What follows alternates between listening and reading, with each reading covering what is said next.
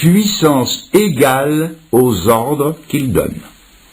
Et quand Dieu ordonne à un homme de se repentir, il lui en donne la possibilité. Quand Dieu dit à un homme de quitter son péché, il lui en donne la possibilité. Quand Dieu dit de croire, il lui en donne aussi la possibilité. Ne me dites pas ce soir, Fernand le Grand, c'est au-delà de mes forces. Il était au-delà des forces de Lazare de sortir du tombeau. Mais il a suffi que le Seigneur lui dise « Lazare, sors » pour que Lazare sorte.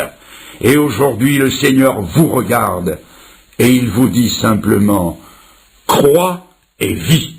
Mes amis, croyez et vous vivrez. C'est un ordre du Seigneur et avec l'ordre, la puissance divine est aussi au rendez-vous. Je voudrais encore vous faire voir l'obéissance spontanée, exempte de calcul de ces trois personnes. Je voudrais vous faire voir ce que les trois n'ont pas fait et ce qu'ils n'ont pas dit. Quand le Seigneur a dit à la petite fille « Jeune fille, lève-toi », la jeune fille n'a pas ouvert un œil plein de sommeil en disant « Oh Seigneur, on est si bien sur ce lit, laisse-moi encore un quart d'heure. » Le jeune homme à qui Jésus a dit « Lève-toi » n'a pas dit « Seigneur, si tu savais comme on est bien me porter sur les épaules des copains, tu sais Seigneur, en matière de suspension, Citroën ne fait pas mieux. Seigneur, laisse-moi encore un petit peu jusqu'à l'entrée du cimetière. » Non, bien sûr.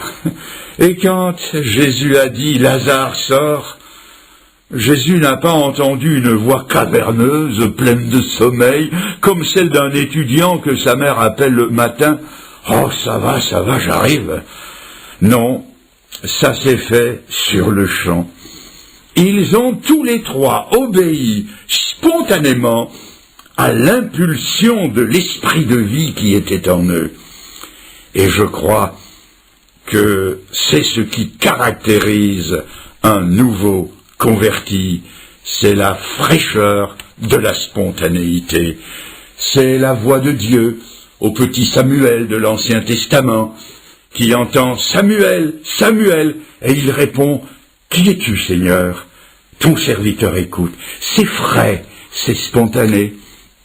C'est Saul de Tarse, arrêté sur la route de Damas, qui dit spontanément « Seigneur, que veux-tu que je fasse ?» Ah, la fraîcheur d'une conversion, où l'on obéit sans calcul, où l'on se dépense à fond pour le Seigneur et sans compter. Je me souviens avec émotion des premiers jours, premières semaines de ma conversion. J'avais 20 ans, je m'étais converti des plaisirs mondains de l'époque qui m'entraînaient sûrement à la perdition, et j'étais tellement heureux. Et je n'étais pas seul à me convertir. Nous étions deux grands copains, deux amis d'enfance, nous avons trouvé le Seigneur en même temps. Et cela va de soi, nous n'étions pas très instruits des choses de Dieu, nous n'y connaissions rien. Nous avions trouvé le salut en allant dans une église, une assemblée évangélique à quelques 45 kilomètres de chez nous. C'est-à-dire que tous les dimanches, pour aller au culte, il nous fallait faire 90 kilomètres aller-retour. 37 kilomètres de train, 2 kilomètres de marche et 5 de tramway, multipliés par 2. Ce n'était pas la porte à côté, mais nous le faisions avec joie. Nous étions un peu comme ce fermier américain qui s'était converti dans son champ et qui conduisait tout le monde dans son champ pour qu'il se convertisse. On pensait que tout le monde devait venir dans cette église, cette assemblée, pour se convertir. On peut appeler ça des erreurs à la gloire de Dieu. On se disait, il faut que tous les copains à qui on parle du Seigneur, parce que je vous assure qu'on a témoigné partout, il faut qu'on les amène tous dans cette assemblée. Pour qu'ils entendent l'évangile, il faut qu'ils y viennent tous. Donc faire 90 kilomètres aller-retour, Mais étant étudiants, lui et moi, nous avions tout juste assez d'argent de poche pour payer notre train. Comment alors payer le train des copains qui avaient encore moins de sous que nous? On s'est creusé les méninges pour savoir ce qu'on allait faire pour avoir des sous. Nous avons décidé de rassembler des blocs de marbre, de les polir, de les assembler, d'astiquer une trompette, de vendre le tout pour avoir des sous pour amener les copains à l'église. Vous souriez, c'était très frais, très spontané, des bêtises quoi, des bêtises à la gloire de Dieu. Je vous vois sourire, moi aussi. Bien sûr qu'il y avait derrière ces idées généreuses, une dose massive de naïveté et d'ignorance. Et pourtant, cette spontanéité reste parmi les plus beaux souvenirs des premiers jours de ma conversion. On voulait plaire au Seigneur et le servir en toute simplicité, sans calcul égoïste. Mais je crains très fort que ce que depuis nous avons gagné en sagesse, nous l'avons perdu en fraîcheur et en spontanéité. J'ajoute pour terminer qu'il y a eu 3 résultats différents. Le jeune homme s'est assis et s'est mis à parler, la jeune fille s'est levée et Lazare est sorti du sépulcre. Voyez-vous, quand Jésus-Christ sauve des âmes, il ne les appelle pas toutes à la même chose. Certains, comme le jeune homme, viennent s'asseoir sur les bancs de nos lieux de culte, régulièrement, avec fidélité.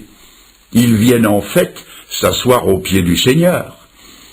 Et comme le jeune homme qui, en plus de s'asseoir, s'est mis à parler, ils viennent unir leur voix à nos voix pour louer le Seigneur dans le chant des cantiques et dans l'adoration. D'autres, comme la jeune fille, se lèvent pour prendre une part active aux charges et au ministère de l'Église locale. D'autres, comme Lazare, sortent. Ils sortent pour porter l'Évangile jusqu'aux extrémités du monde en qualité d'évangélistes, de missionnaires, de pasteurs. Chaque conversion produit des résultats différents. Je ne sais pas à quoi le Seigneur vous appelle. C'est une affaire qui se jouera entre vous et lui. Je sais simplement que le Seigneur vous appelle d'abord au salut. Voulez-vous donc répondre à son premier appel et lui dire « Seigneur, je suis d'accord que tu me tires de ma mort spirituelle, d'accord de recevoir de toi la vie éternelle, je suis d'accord que tu me sauves, que tu me transformes, je choisis d'aller avec toi jusqu'au bout et d'en prendre les risques. » Je vous ai dit qu'en clôture de soirée, je vous demanderai quelque chose de difficile.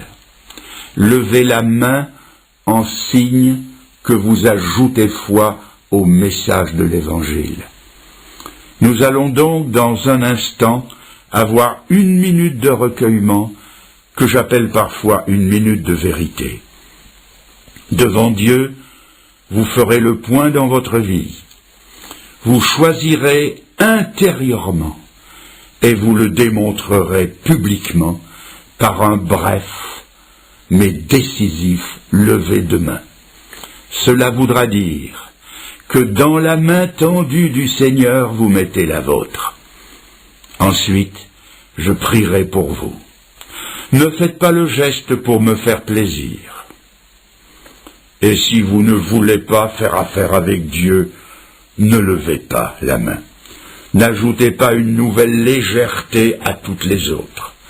Le Seigneur, lui, veut faire affaire avec vous. Recueillons-nous maintenant. Alors, pendant que nous sommes recueillis, qui ce soir sera le premier à se donner à Jésus-Christ? Alors qui? Qui lève la main d'un geste décidé, franc? Qui? Eh bien oui, j'en vois 1, 2 mains qui se lèvent. J'en vois plusieurs autres. et plusieurs autres encore. Mes amis, que Dieu bénisse votre décision. Et j'insiste, y a-t-il encore quelqu'un? J'insiste, encore une fois, qui veut se décider pour Dieu ce soir? Plus personne?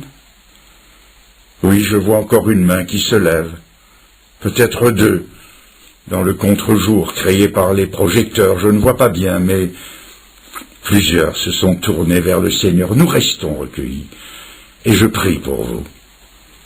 Seigneur, je te prie d'accueillir ceux qui se sont résolument tournés vers toi ce soir.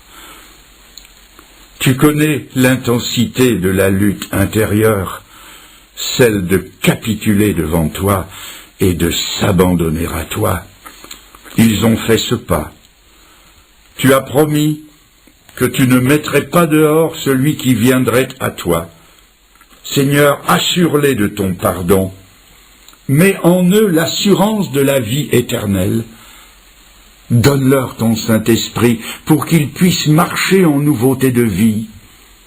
Seigneur, intègre-les dans la communauté des croyants, dans ton Église universelle par le baptême du Saint-Esprit, et mets sur leur chemin d'authentiques croyants qui les aideront à grandir dans la foi et à marcher avec toi, des pères et des mères et des sœurs et des frères en Christ. Seigneur, tous ceux qui sont ici et qui t'appartiennent se joignent à moi dans cette prière pour les recommander tous à ta grâce. Amen, Seigneur. Amen. Et c'est ainsi que nous terminons notre dernière soirée. À la sortie, j'aurai sans doute l'occasion de serrer bien des mains. Je remercie les organisateurs de ces soirées, de l'accueil qui m'a été réservé à mon épouse et à moi. Merci pour les poignées de main, merci pour les encouragements, pour les sourires, pour les promesses de prière. Et notre prière, c'est que Dieu vous bénisse, qu'il bénisse votre ville, qu'il bénisse la France, et qu'il bénisse ainsi tous ses enfants. Que Dieu vous garde. Et peut-être pourrons-nous dire à une autre fois, à l'année prochaine, à dans 2 ans. Alors maintenant, définitivement, au revoir. Nous allons offrir à soi une offrande de sang. Mais maintenant, Seigneur, que nous va prêt pour nous offrir offrande ça avec joie. Parce qu'on mérite. Ça nous va l'offrir là, Seigneur, les pitié en pile. Mais t'as pris accepter pour nous, Seigneur. Pendant qu'on va enrichir nous à soi aussi avec parole, nous attendons une bagaille spéciale. Nous attendons nos paroles, nous pas t'arrêter, mais attendez. Mais ces paroles, ça va transformer nous. Paroles qui va dénoncer nous. Paroles qui va blesser nous en pile là. Paroles, Seigneur, elle rentre dans nous. La fête, l'eau saute dans le genou. Et ces paroles, ça va faire nous refaire encore. Seigneur, fais-nous revivre encore la parole, nous allons entendre, Seigneur. Pas parler selon les gens, nous t'avons entendre. Mais dis-nous à soi, sans t'avons entendre. Car c'est vous-même qui connaissez besoin peu pour c'est bien que serviteur là, Seigneur. Car c'est poussé par l'esprit ou là. Il y a un monde qui va parler, paroles qui sortent en haut. Seigneur, ouvre le cœur, nous pouvons recevoir la parole ça. Et après, Seigneur, nous allons crier Ebenezer. Ebenezer, jusqu'ici l'Éternel nous a secourus. Acceptez-nous comme ça, Seigneur. Au nom de Jésus, notre Sauveur, nous te prions. Amen. Allez ici, c'est devant pour remercier Dieu, au frère, la gloire de Dieu. Même esprit ça, on a pour vous chant d'inspiration dans 22 créoles. Chant d'inspiration. Nous mettons chita, nous n'avons pas besoin de lever.